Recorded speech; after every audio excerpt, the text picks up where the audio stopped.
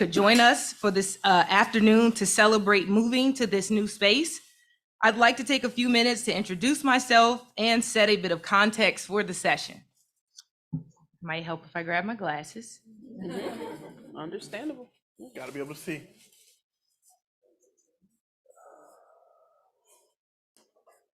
All right. So my name is Rashonda Lanier Jackson. I did not need my glasses for that part. I guess I could have waited. Totally could have waited. My name is Rashonda Lanier Jackson, and I serve as the Community Engagement Manager and Title VI Coordinator here at Plan RVA. As planners and professionals in the field of regional development, we work to create a more equitable Richmond region for all to live, play, and work. If this is your first time learning about Plan RVA, let me be first to give you a brief background. So Plan RVA is where the region comes together to look ahead. Established in 1969, the Richmond Regional Planning District Commission, known as Plan RVA, has been the home of cooperation among the 9 jurisdictions of Central Virginia for more than 50 years. Today, we focus in areas of community development, emergency management, the environment, and transportation. We are the seer of the future, convener of our member jurisdictions and regional partners, creators of plans of actions, and shaper of Central Virginia's future. We like to say tomorrow's solutions are born here. As an agency, we recognize that we have a responsibility to understand our past as we look towards shaping the future. As a regional convener of the 9 localities, we understand the reach of how our work impacts the lives of people. That how we decide to allocate time, resources, and funding has the power to transform communities for the better or further stall progress of creating an equitable and inclusive future for our region. I'm proud to share a few ways that Plan RVA has taken steps to incorporate diversity, equity, and inclusion across our agency. So first, we have a community engagement strategy, which provides guidance to staff on how to meaningfully engage with all stakeholders across the region. We also have an inclusive purchasing guide, which is what we use when we intentionally seek out local small businesses, women-owned and minority-owned businesses to partner with, whether we're stocking up on office supplies or we're ordering food for a meeting. We also have an employee recruitment handbook. And an example of that is recently staff took time to intentionally review our job description. And we also sought external support from Matthew Shapiro to ensure our recruitment materials reflected that Plan RVA welcomes people of all abilities and backgrounds. Our office space design that you're currently in, there was intentionality behind the carpet. There are various countertop levels. We've incorporated a wellness space, and our physical location, as you can see, is located in the city, and it's also accessible by public transportation. There's also the Mamba Mentality Lunch and Learn, which I'm particularly proud of. It's a series where staff take intentional time out of the day to raise our level of consciousness and awareness to become better people and better planners. Once a month, we discuss a topic that addresses unconscious bias, our collective history, to better how we listen to and engage with our communities, especially those that have been historically left out of the planning process. Our program areas have utilized equity impact analysis tools to study the impact of transportation projects on urban and rural areas. We've studied multimodal accessibility, so yes, cars, but also pedestrians and bicyclists and mobility assisted devices such as scooters and wheelchairs. These equity tools have also been applied to environmental justice projects, such as looking at the impact of heat islands on urban areas and health outcomes. We recently released an environmental justice report to learn about current environmental justice initiatives that are happening across the region and to understand how we can support those efforts.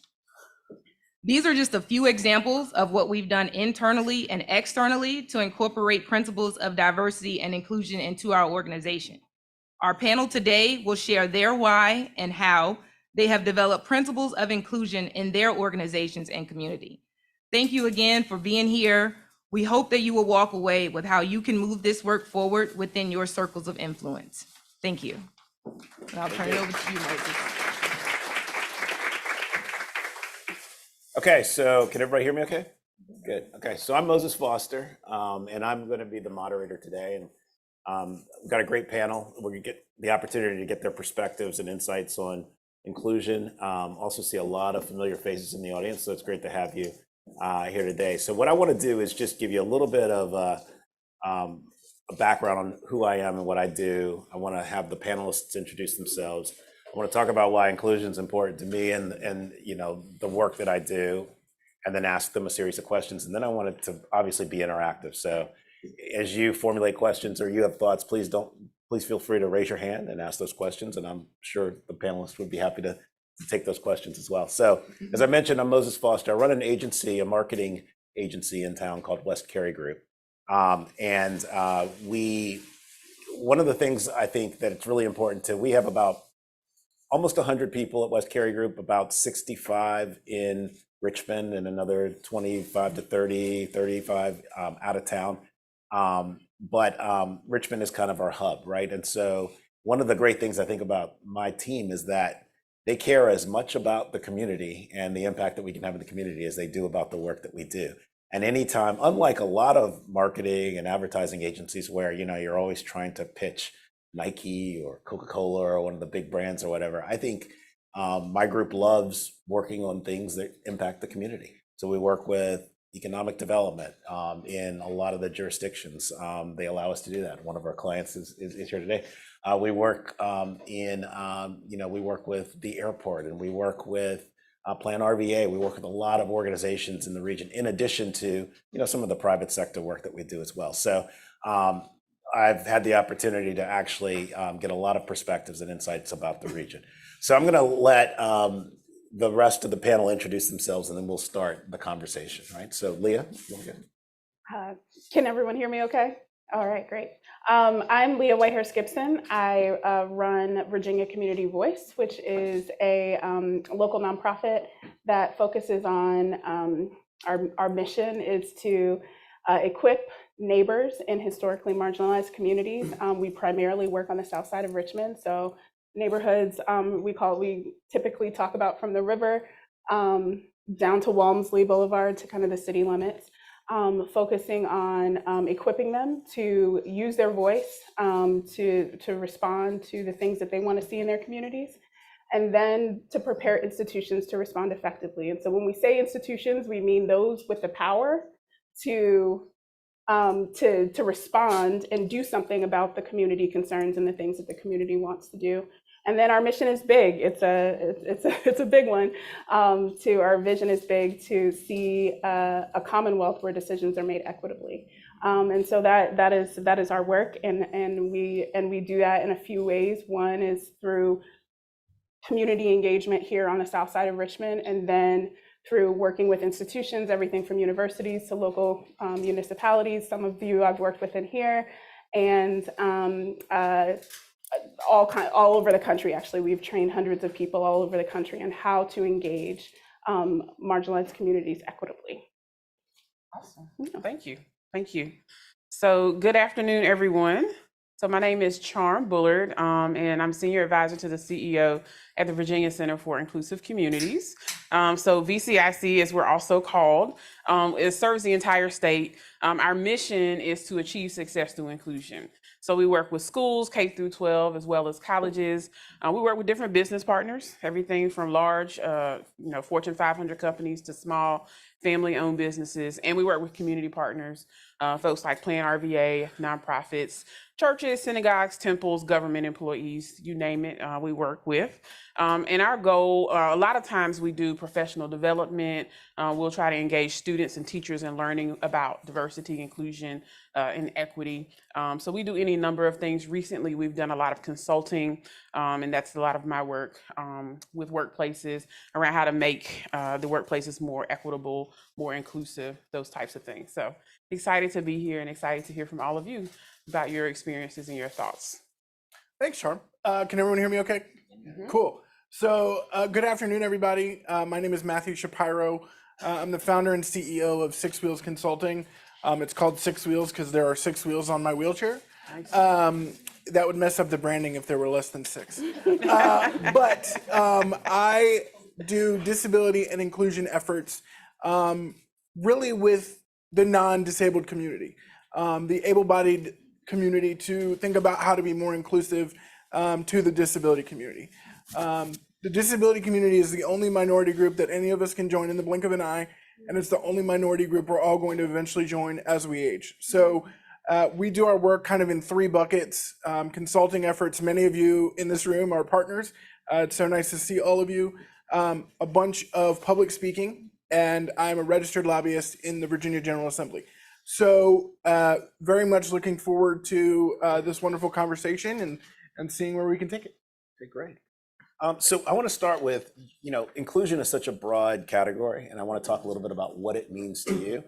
And I will start just to give you some perspective on what it means to me. There are two places that inclusion is really, or at least two, that inclusion is really important in the work that I do every day. One is that we're a marketing and advertising firm, right? And so my job is to actually see, hear, feel what consumers see, hear, and feel for my clients, right? So if you have a product or service that you're marketing to people, your audience is very diverse, right? Lots of different types of people and lots of different types of situations and lots of different geographies. You have to understand how they perceive your product and your brand. And if you are eliminating a population because you're just not comprehensive in your thinking, either intentionally or unintentionally, that's a bad business outcome, but it's also just, I think it's just a bad human outcome as well. And so we encourage our clients to think about these things. And that could be everything from making sure that the language around how you're marketing your product is correct, making sure that your product, your product positioning is in a place that's inoffensive and kind of accessible to many people. Two, if someone goes to your website and you haven't made it an accessible website so that everybody can't view it or see it or hear it or kind of interact with it, then you're eliminating unnecessarily populations that really could be strong patrons. So that it's inherent in the work that we do. It's also inherent in my work as a leader, right? So I have a team that I lead, and it's very important to me personally that everybody in the organization, regardless of where they're from, feel like their perspective, their thoughts, their contributions are recognized and appreciated. They wouldn't be in the organization if we didn't want that. And so we got to make sure that nobody is quieted unnecessarily, and that we pull out from them all of the best in all of our individuals. That's really important. And I think it sounds cliche, but it is absolutely part of how you remain successful and relevant as an organization. Your thinking is better when you're getting the thinking out of all the people in the organization that round you out, right? And then one other thing I will just mention, and then we'll move to the panel. I'm also working quite fervently with the chamber and a lot of the large organizations in the area on inclusion with regard to procurement practices, right? So how they procure goods and services. That's a place that's really important in terms of community impact, locally, regionally, and nationally.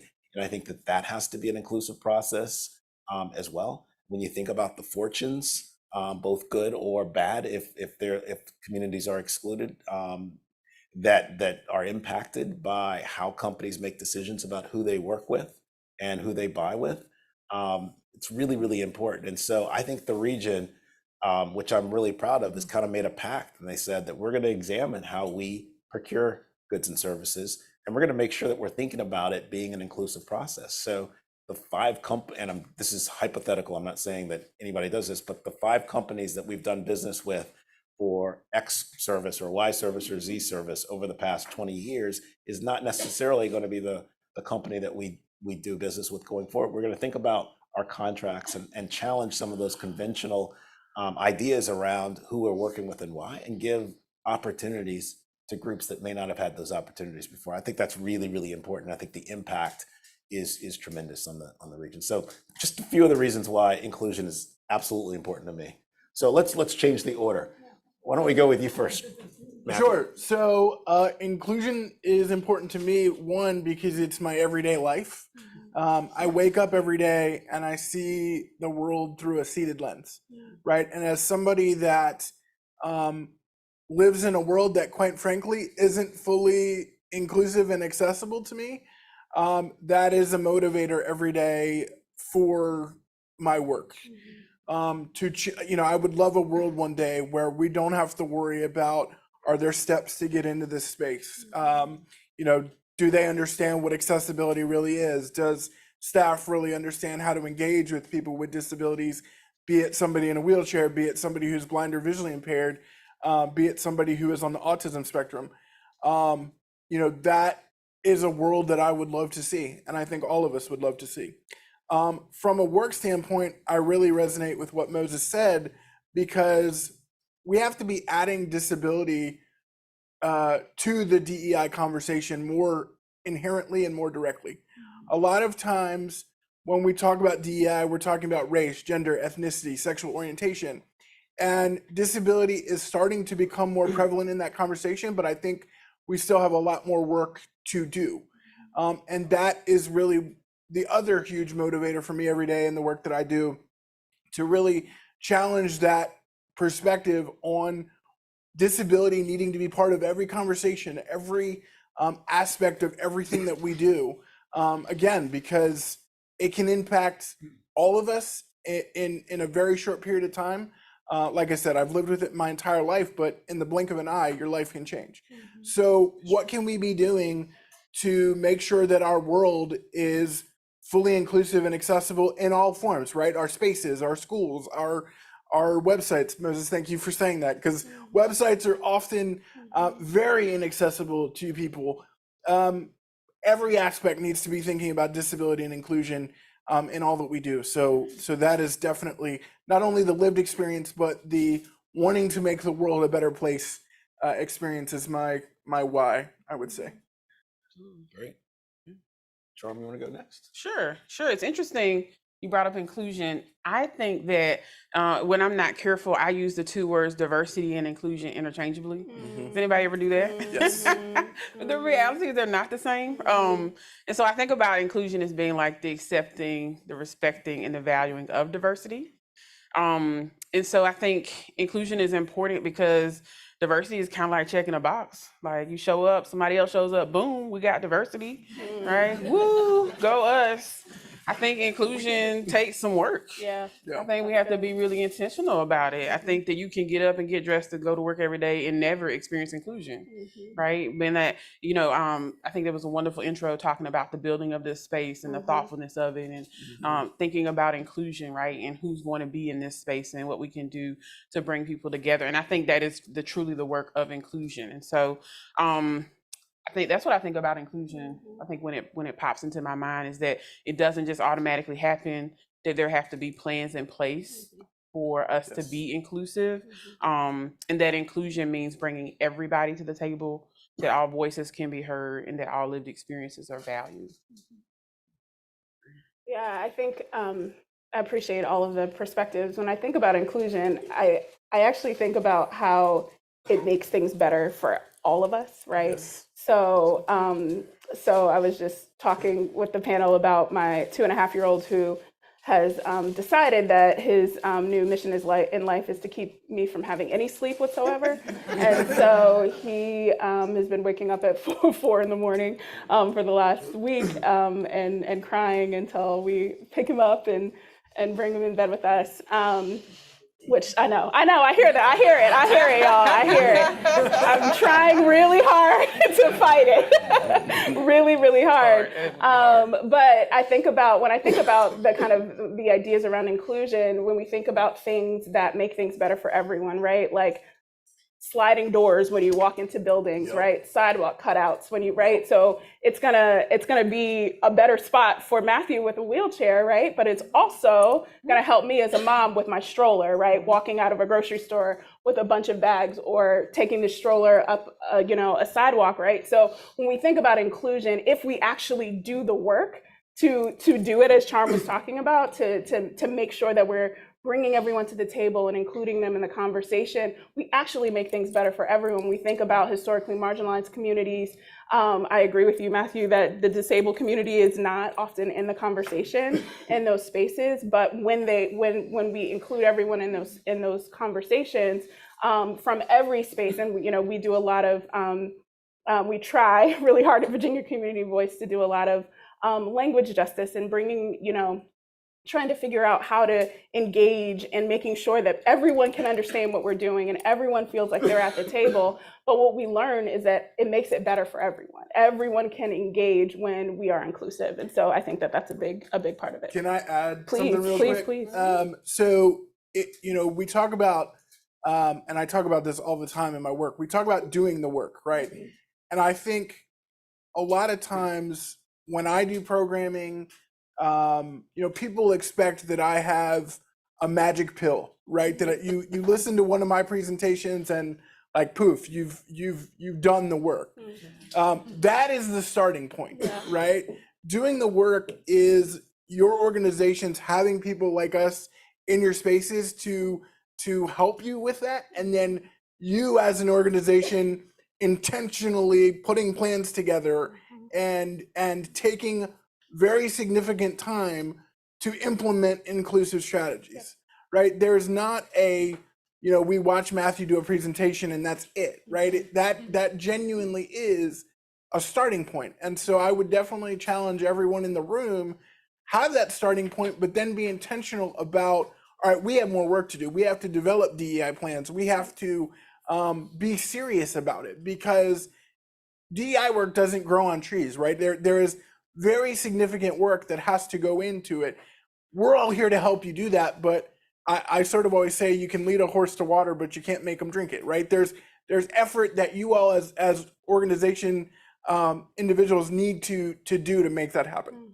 Yeah, I think, and that's great. I think I want to go there a little bit more, which is, what are the outcomes that we expect when you're purposeful about inclusion? I'll give you, and I'll just give you a little bit of a story here. So very recently in my organization, we were having conversations about holiday time, and the way that we approach, I like a lot of information and data to make decisions. I like to hear different perspectives, and ultimately I have to make a decision, right, as the leader of the organization. But it's informed, I think, by lots of different opinions. And there was a debate around what holidays, could we have more flexibility in the holidays? Yeah. And when we got to a place where someone said, I actually don't celebrate Christmas, so is that a place where we could have some flexibility? And I sat there, I was like, I mean, I'm a Christian, so Christmas is just kind of probably for me the most important holiday of the year. And we very clearly, as much as we try and say holiday as opposed to a specific, we recognize Christmas, the 25th, and we take 2 days off. And they were asking, I'm like, why would we not do that? Like that, this is ridiculous. I'm embarrassed that I hadn't thought about this before. And I looked at the holiday calendar, and it's the only clearly religious holiday that there is. And I mean, I looked up Thanksgiving and researched it. It's not as religious as I had thought, right? So Christmas really stood out. And there were people in the organization that were very concerned about what they considered to be canceling Christmas. And I'm like, we're not canceling Christmas. We're actually allowing some flexibility for people who actually don't recognize this as an important holiday.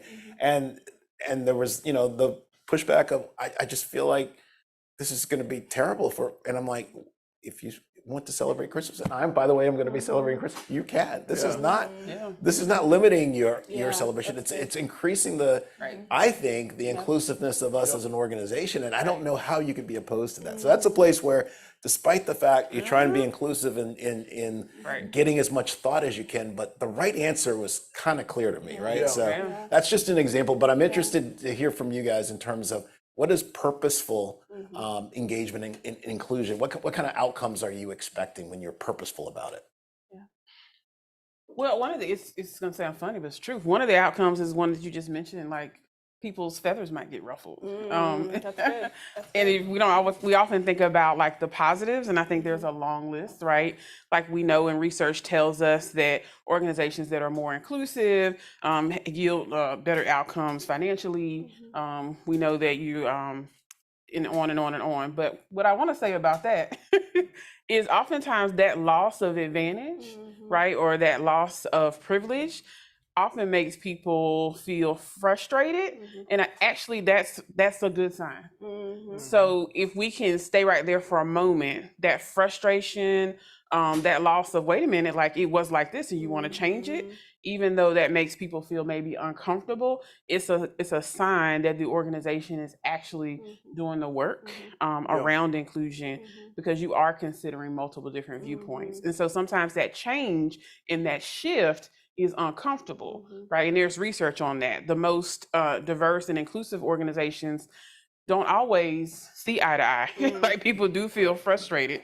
So if that's your workplace, woo, good job, keep it up, right? Like, be like, oh, I was feeling frustrated. Oh, good, woo, I'm good. Doing my job. Like, good job. Yep. Actually, that's a sign of inclusiveness, right? Like that there really is this thought process that's broad and inclusive, and it offers multiple different perspectives. But I think there are lots of positive outcomes. I don't want to over talk, but I know a lot of time for businesses, and I know everybody here is not business, but I know a lot of times businesses talk about the bottom line, right?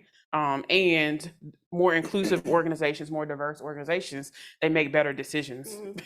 Period. It's like, yeah.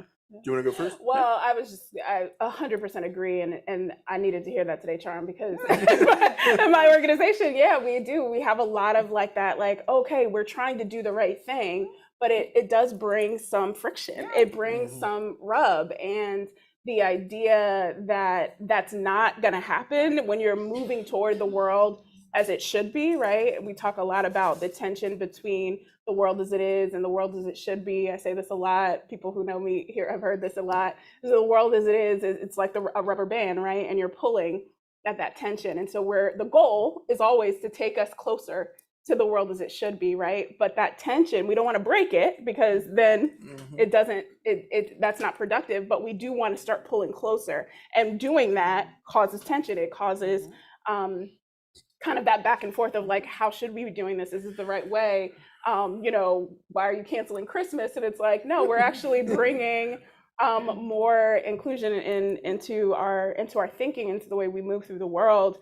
And at the end of the day, the bottom, I think from my perspective, is what I've seen on our staff and kind of in the community as we work, is that people feel more connected to what you're doing, and they're more loyal. Like, I think a lot of times we talk about, like, you know, how do we deal with turnover? How do we deal with some of these things? And a lot of times the answer is like, you need to be listening to people. You need to be hearing people. You need to be bringing more perspectives to the table, because most of the time when people are unhappy, it's because they feel unheard, because they feel like they're not engaged in a process toward getting closer to the world as it should be. And so I see that as a huge part of that answer, of like what the outcomes can be. Yeah, so I have two quick thoughts. One is that we need to be comfortable having uncomfortable conversations. Yeah. Wow. Right? I can't tell you how many times people will not come up to me and engage with me because they say, I don't know how to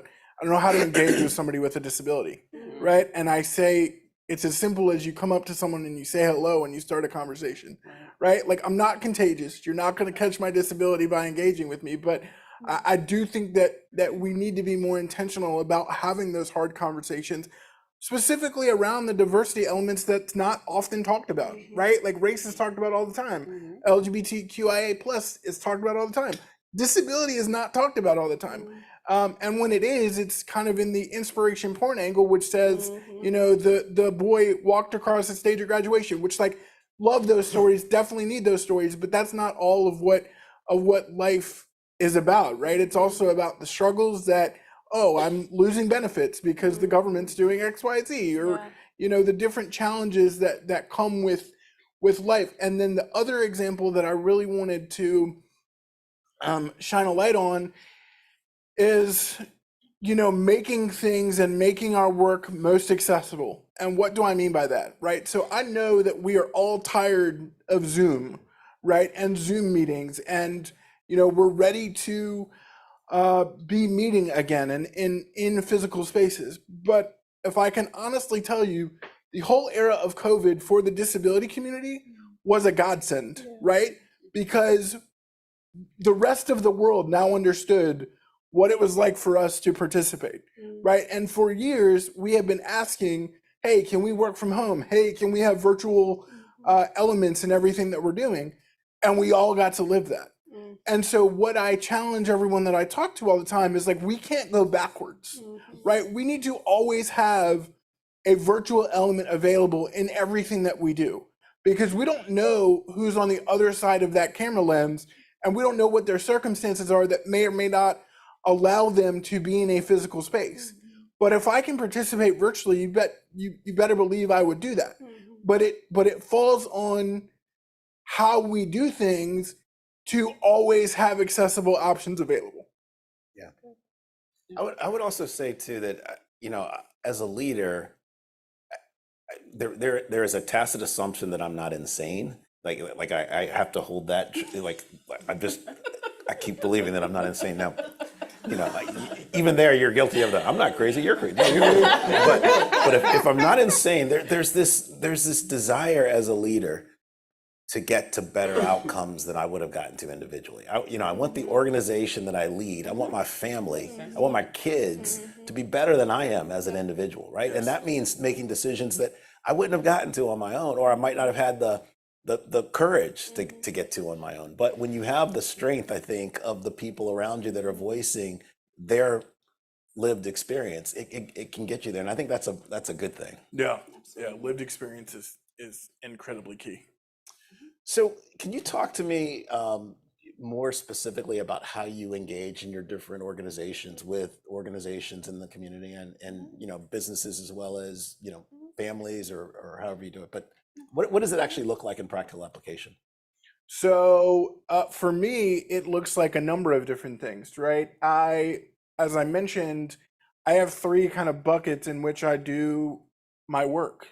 Currently, Baskerville's here, but I'm doing 2 architect projects with them as their accessibility and inclusion expert on those 2 projects to how can we make these new spaces as we're building them, how can we make them as accessible and inclusive as possible. I have done a lot of work in parks and rec spaces.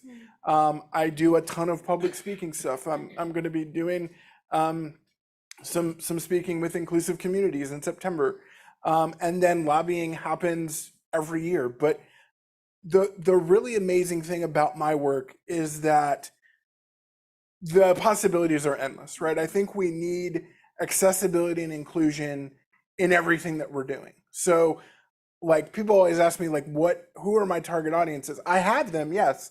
But if you really think about it, disability can cross everything. And frankly, probably should cross everything.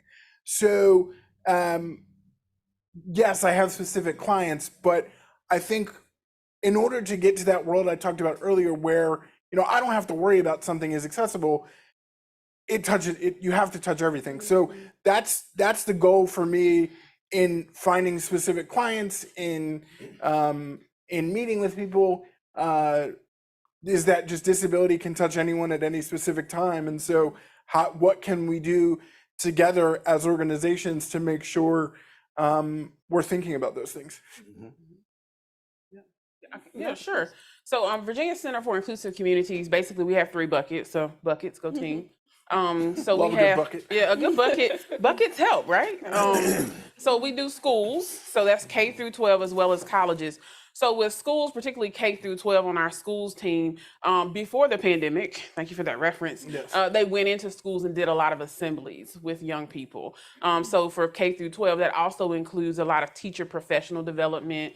We have summer educational institutes, oftentimes that are grant funded, where we'll bring in teachers from districts, leaders from the district, and we'll spend 3 days and 2 nights really diving deep, thinking about core pieces around diversity and inclusion. So for colleges, that's working with college students as well as faculty and staff, same thing, professional development. With college students, we actually are trying to help them think about their vocation, though, right? Like, what is it that you're doing? Thinking about sharing space on campus. What does it look like? We've talked a lot about identity with college students. So then we have our workplace team or our business team. I'm part of that team. So overwhelmingly, before 2020, we were doing professional development, a lot of one and dones, come in and do a workshop. I think that in 2020, as people's eyes became open, we had lots more engagement and folks saying, what does it mean to be really inclusive or diverse or equitable, and people wanting to unpack that. So we do a lot of consulting now around creating more inclusive and equitable organizations. We do some assessment as well. We partner with Knowledge Advisory Group. It's a woman-owned assessment firm where we think about what does it mean to really to know upfront whether or not your organization is inclusive or equitable or diverse. How do we measure that? And so we've had some good outcomes with that. And then we have a community team. And the community team works with community partners, but also other nonprofits. So they do training, but they also just bring people together. So we have RVA Table Talks, which was grant funded, where we bring people together to talk about issues connected to diversity, inclusion, and equity in the community around different topics and things like that. So that's just kind of like a snapshot.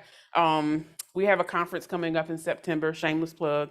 And so where we're trying to gather people together to talk about diversity and inclusion. But organizationally, that's a little bit of our work and kind of some of the specifics of how we're approaching doing the work in the community, and businesses, and schools. Yeah.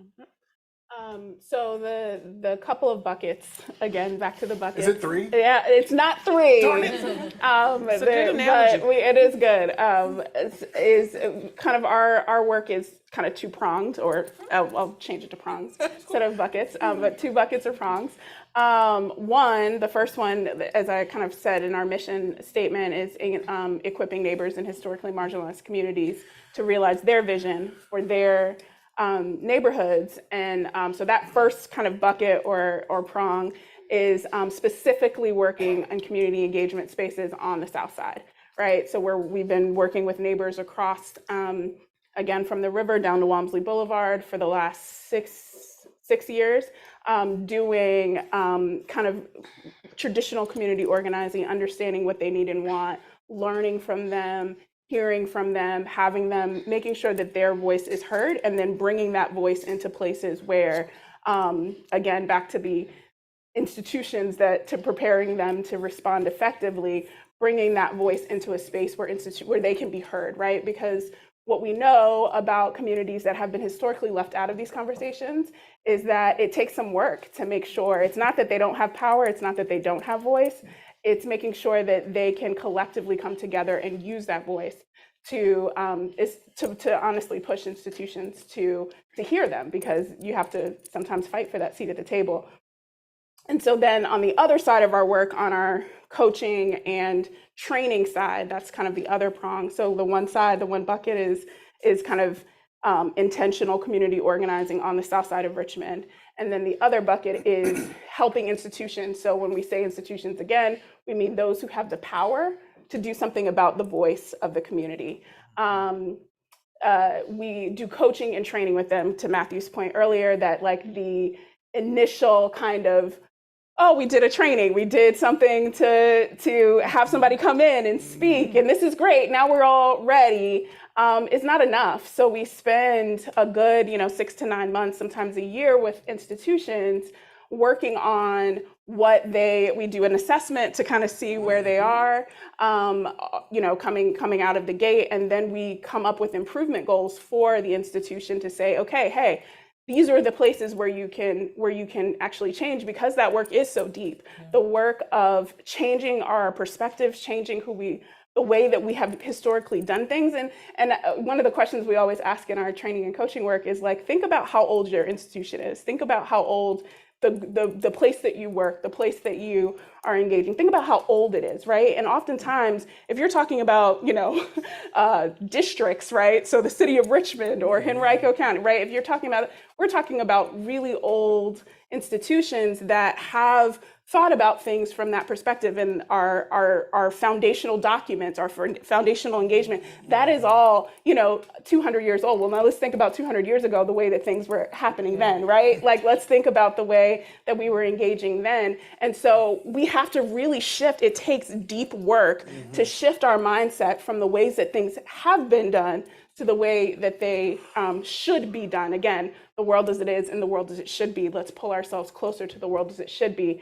And so those are kind of the 2 places where we're doing work, is that deep kind of coaching and training for institutions to say, hey, you can shift, you can do better, this can be different, and let's take those incremental steps to make it different.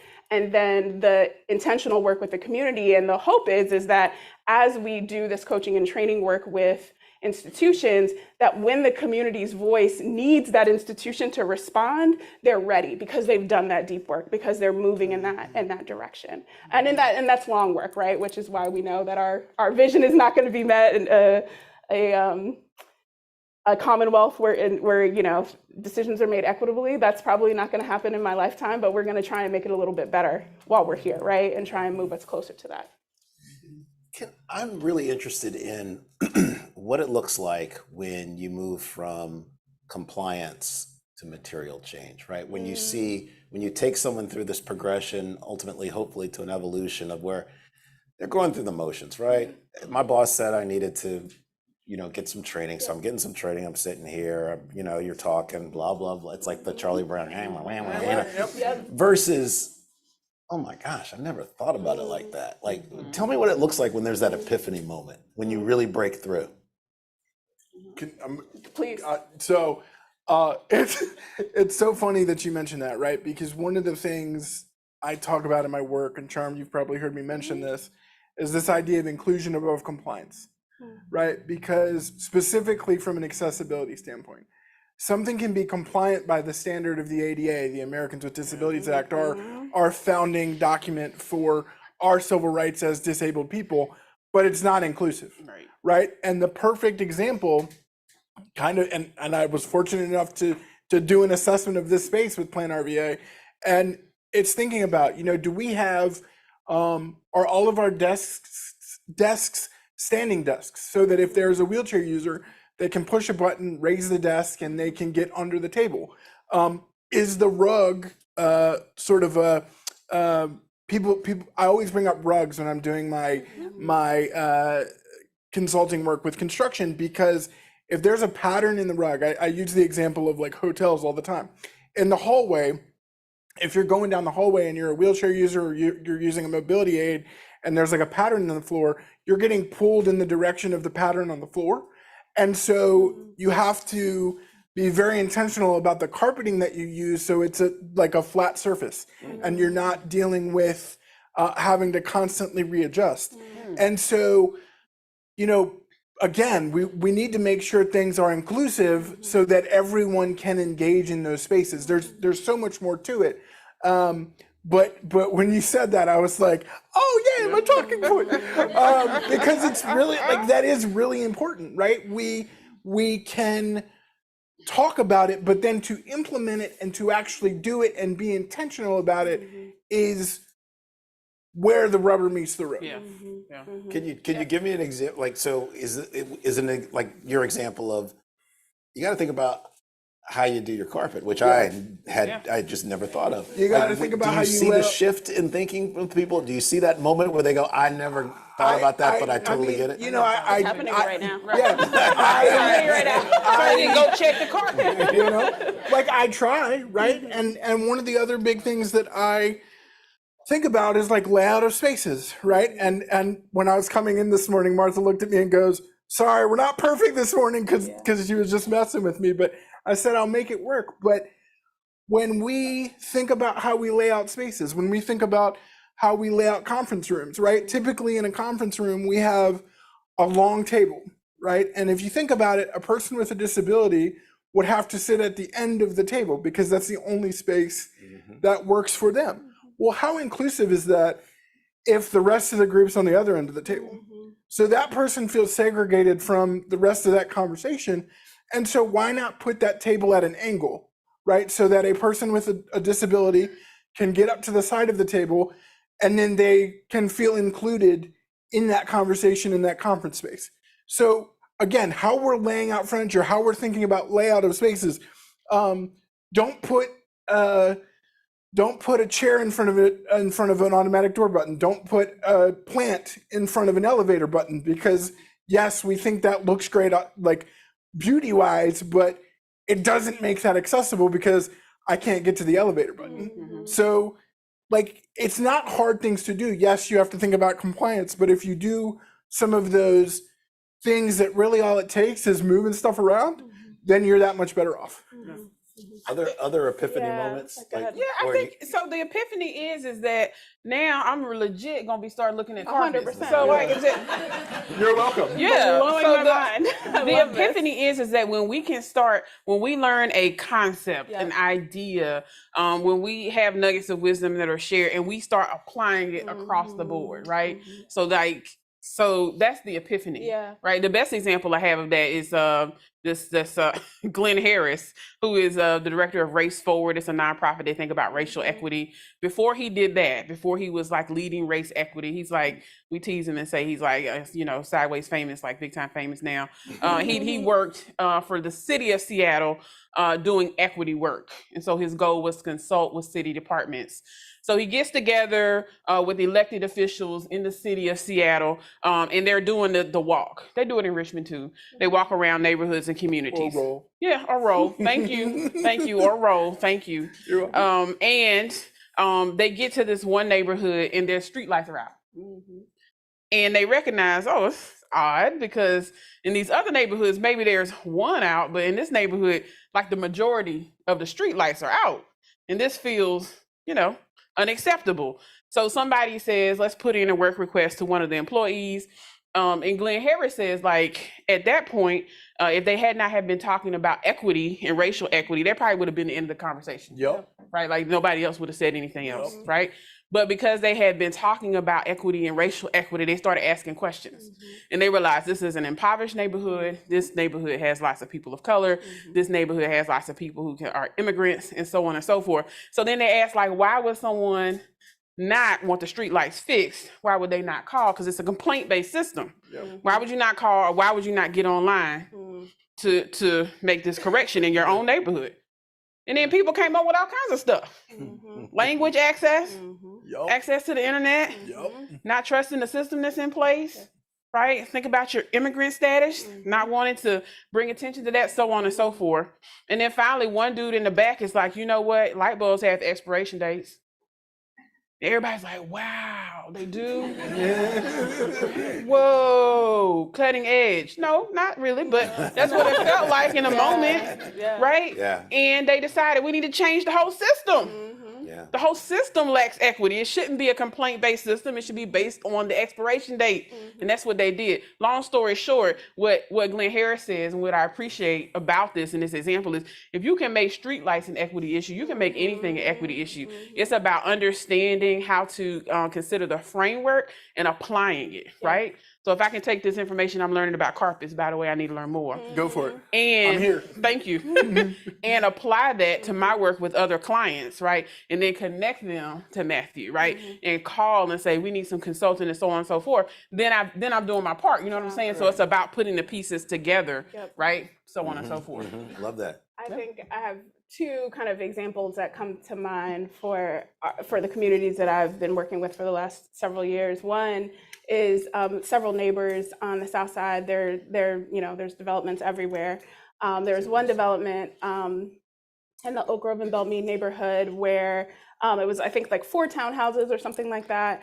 And the developer was coming in to build these places. And so there was questions about affordability, which there always are. And those were valid questions. But the big thing that the neighbors were upset about, and this again was a light bulb moment for me and for them, because I saw how they began to start advocating for their neighbors. Like, I think that's a big change that I've started to see, was that the buildings that they were building, when the neighbors saw the plans, and it was only 4, I mean, it wasn't a big development, it's only 4 spaces.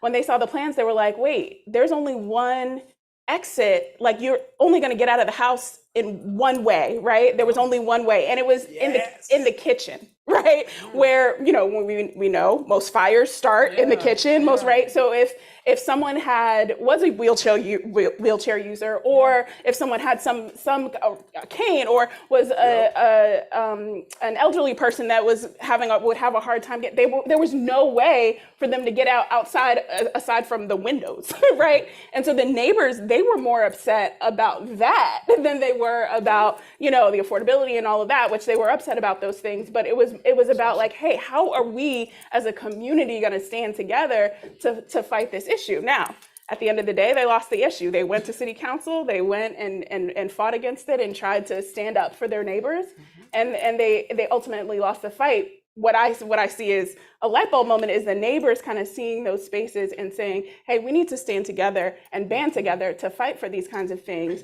But where we need to see that change is in institutions, to your point with that other story, is like this system is not working for many of us. And so I think that's one of the kind of bigger examples. And then we have seen a lot of, again, around language justice, one of the things that we go back and forth with a lot in our organization, because we are a bilingual organization and we are, wanting to make sure that everybody who has been historically marginalized in our communities have a seat at the table and a voice, is trying to like navigate and understand how to make sure that that everybody is hearing and understanding what's going on. And so in our meetings now, I start to see English speakers start to say, no, stop, we have to stop for translation. Wait, stop, we have to stop for this, we have to stop, right? Like making sure that everybody, it's become so much a part of our culture that everybody starts to say, wait, no, whether or not you understand, you can speak Spanish or not, stop, you need to make sure that everyone is heard and everyone can understand what's happening so that we can move forward together. And so those are the two examples that come to kind of mind that feel really, like light bulb moments for the community and people saying, hey, no, we have to be in this together if we're going to be in it at all. So, and then Matthew, I know you got a thought. I think our obligation, audience on the stage as well, is to take these breakthrough moments and take them back to our lives, right? So it propagates and we create more insights for I people. think one other really good example that I deal with, Charm, you had talked about, different things. One other example I deal with on a regular basis, particularly down here, is like overgrown trees in front of curb cuts where you can't access the curb cut, or sidewalks that are, the cobblestones are coming up through the ground, and therefore it doesn't make that sidewalk accessible. And oftentimes when that happens, it becomes a finger pointing issue, right? Like, for example, I graduated from VCU, like had to deal with navigating those sidewalks on a regular basis. And this is not me calling anyone out at all, right? But when you would say, hey, we need to get this fixed, VCU would say, that's the city's responsibility. The city would say, that's VCU's responsibility. And so then you're not solving the problem. And then when you see overgrown plants that are getting in the way of curb cuts and other things, it literally, this is an exaggeration, but it takes 5 minutes to cut down a tree branch, right? But the fact that we have to jump through 8,000 hoops, that speaks to your point earlier. The fact that we have to jump through 8,000 hoops in order to make that happen, frankly, is unacceptable. Like, if you need to cut the branch down, somebody take 30 minutes out of your day in the county, the city, wherever, and cut the branch down. It shouldn't be an act of like, Congress to get like a branch cut down in order to make something more accessible for someone. So I'm gonna, go ahead.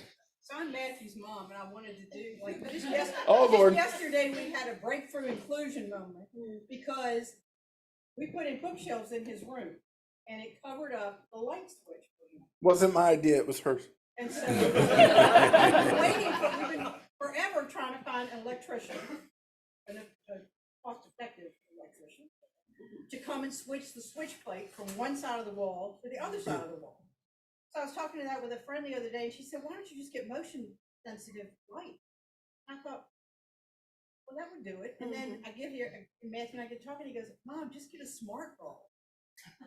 That works with like Google Home. And I mean, we live with that every day. Yeah. We talk to people all the time, but you don't necessarily think about it unless it kicks you in the face. Yeah.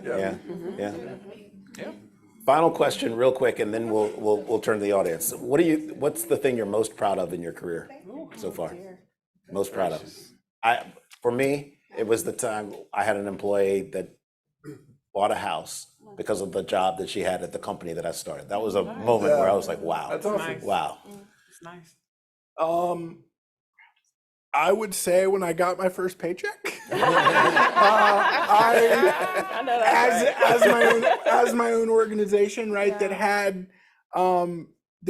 the Six Wheels name on it. That had that was money that I earned, right? Because of my lived experience, my training, all of that. that I still have that check kind of up in my office as a daily reminder, right? Like, you're doing good work, right? And you're continuing to grow, and that happens year over year. We've been profitable the last three years, hoping to be 4.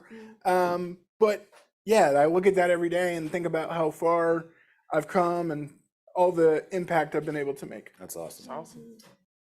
I think mine is we work with a school system. I won't say the specific district or whatnot.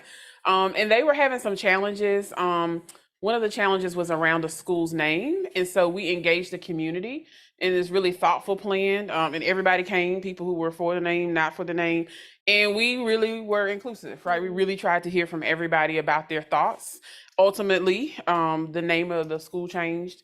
But I don't think it's because of what we did. I think it's because of the work that we engaged the community in and helping people have conversation across the lines of difference. And so for me, it's a really good, I think, example of trying to get people to come together and have conversations. And I'm just really proud of that work because it took a little while. It wasn't like a woo, we're done. We really engaged and kind of dug in, and I got to know the community and stay there for a little while. So I think I'm probably most proud of that. Yeah, I think there's lots of things I'm grateful for in my career in the last, oops, That's okay. of It's course, just a bottle of water. that I'm grateful for. And I think one of the bigger things that I've seen and that we're starting to see change is the timeline. Because I think a lot of times people get into work and to the points that have been made earlier about like, oh yeah, okay, we have this training, or we have this thing, and now we know what to do, and we've got it. But what we know is that community engagement, inclusivity, diversity, all those things, that takes time, takes a lot of time. And we're starting to see changes around how people think about it, because for a very long time, what I've seen in this work is that people are like, oh, okay, hey, we need to have a community engagement plan because the funder or the jurisdiction or someone requires it, right? So can you come in, do this quick thing, and we're good, right? We got it? Okay, now, and then it's a plan that sits on the shelf. It doesn't go anywhere, it doesn't do anything, it doesn't actually move anything. We're starting to see, especially with our local funders, some of the local jurisdictions, that people are willing to start to take the time it takes to build trust, the time it takes to understand, to really genuinely listen to what people need.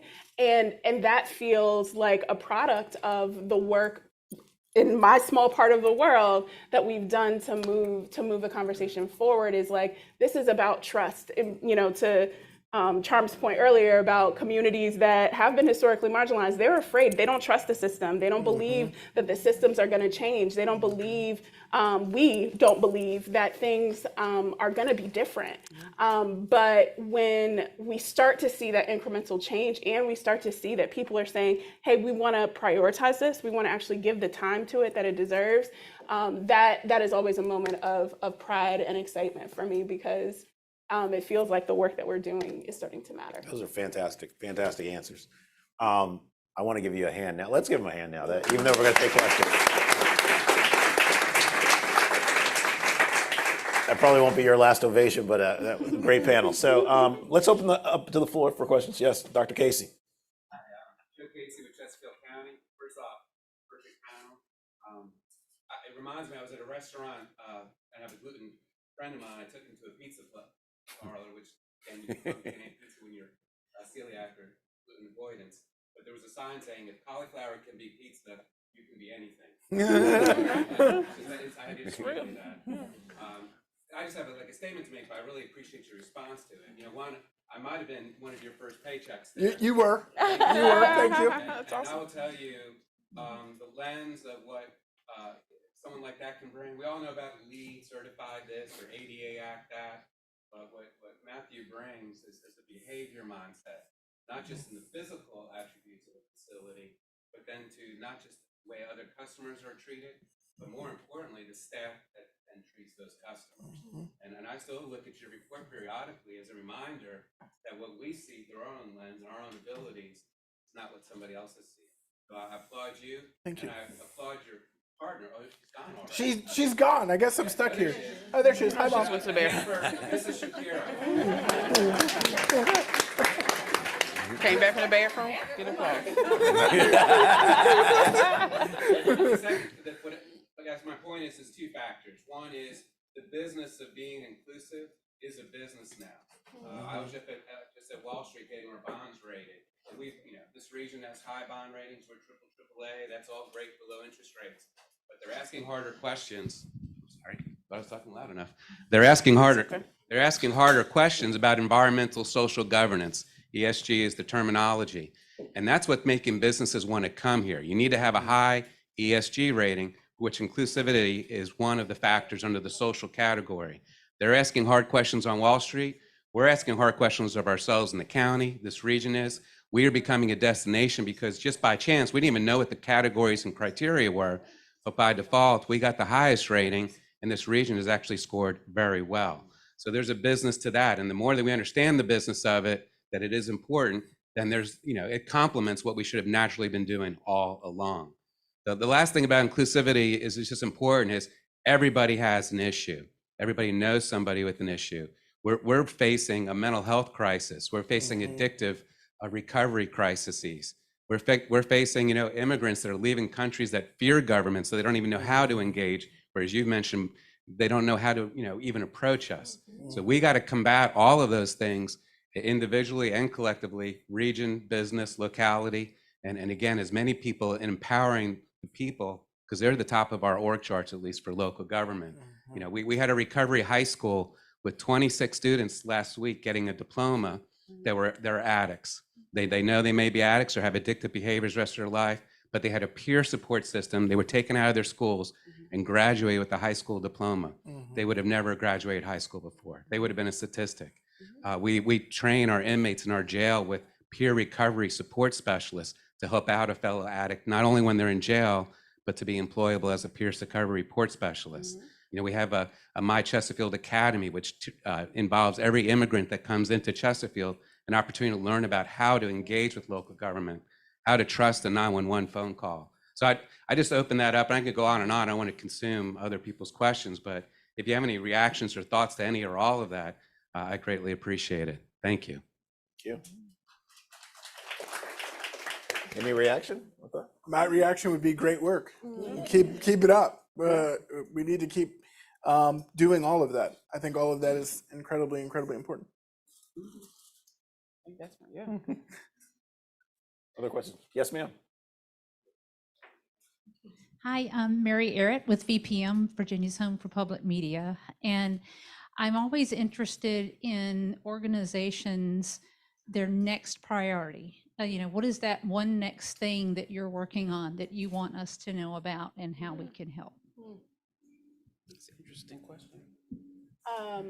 One of the things that we are working on, and I'm so glad to have met Matthew today, because I'm sure that we'll be calling you to kind of help us understand this space build out, is we're working on a healing hub for the South Side, specifically focused on Black and Brown communities that have been historically marginalized and don't have space for healing. It really came out of the pandemic and hearing all the stories. We had funding to help families during that time, and so we took a lot of we literally gave people money to pay bills and to deal with those things. But part of that conversation was like, the pandemic exacerbated issues that we already knew were there, right? We knew housing, and we knew job access. We knew all those things were issues before, but it exacerbated for lots of families. Particularly, we have a pretty a large and growing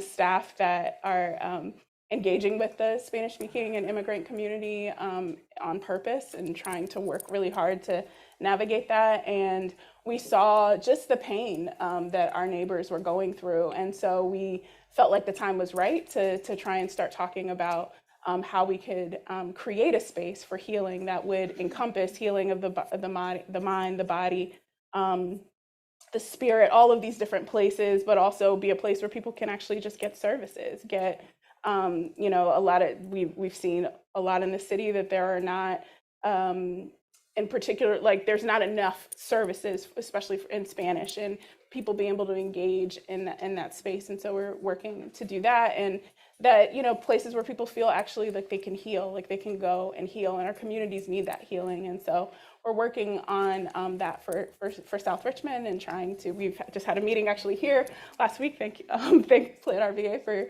the use of your space to have all of the kind of partners that we're working with to make that a priority. So that's kind of the next thing that we're working on at Virginia Community Voice. Sure. Sure. So I can't think of anything other than we've been having lots of conversations across the board about quality control, like externally. So making sure that we're consistent across the board. And I think that's healthy. I think that internally we've been having lots of conversations about just professional development, our own kind of growth, continuing to learn, continuing to make sure that we're taking time to heal ourselves and make sure that we're well. So talking about employee wellness. So I don't know if that's groundbreaking, but it's probably just the truthful things that kind of pop into my mind. So thank you for that question, though. I have a lot of thoughts. Shocker.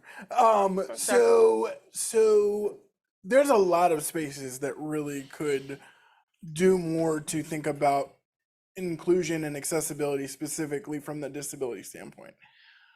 Hospitals are some of the most inaccessible spaces that exist.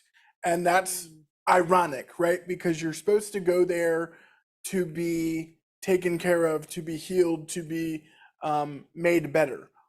The one example that I always give is, so I am somebody that does not transfer in and out of my wheelchair on my own whenever I have to do a medical procedure. And I am 100% assistance when that is required. And I'm very much dead weight also when that is required. And so when I have to get like an x-ray or whatever, it is always somebody that's like 6 feet tall, like 120 pounds, that says, all right, we're gonna move you now. And I'm just like, no, you're not. So it's a matter of like, you know, why don't we mandate that ceiling lifts are in all hospitals, right? Right. And or if that we have lifts that help people transfer, right? Everyone knows how to use them. I got spinal fusion surgery when I was a junior in high school, and literally the first time the person got me up out of my bed, the person using the Hoyer lift didn't know how to use it and dropped me on my tailbone immediately after surgery. My mom said my eyes bugged out of my head like Wile E. Coyote. And so it's that, and then airports is another example. We hear statistics all the time of airport facilities damaging people's equipment, their wheelchairs, their walkers, their breathing devices. If I don't have my wheelchair, I don't have my legs, right? And so oftentimes the response from airports is we would rather pay to service the equipment than train effectively on how to effectively move it around in an airport. And the unfortunate thing with that is if you break it, you're not going to get that piece of equipment back for 6 weeks if you're lucky, right? And so for me, I always have backup equipment, because if my main chair, my everyday chair breaks, I have something to use. But not everyone is fortunate in that way. And so if they don't have their piece of equipment that they need, they may be stuck at home. And so I've really been wanting to get more connected in those spaces to really try to have, again, these hard conversations, but these necessary conversations to do. And there's so many other spaces too that I can talk about, but those were the two that immediately came to top of mind. I think we could talk forever, but I think we're out of time. So it's close to 1 o'clock. This has been a great panel. I mean, I think they've been really informative for me personally, hopefully for you guys as well. So thank you for the time. Thank you. Yeah, thank you. Great job, everybody. Yeah. Great job. Okay, well, not so bad.